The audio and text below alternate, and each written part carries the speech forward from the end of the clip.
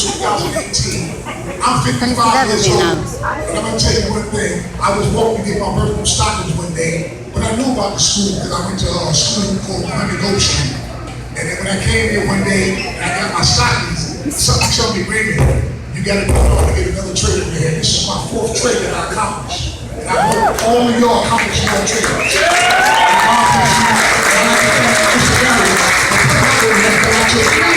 Once, get my stuff involved in that book, just to make sure I was all right. God bless you.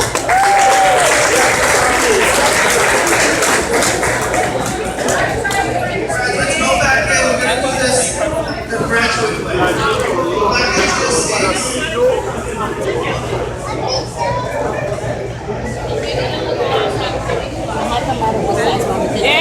Everybody go ahead.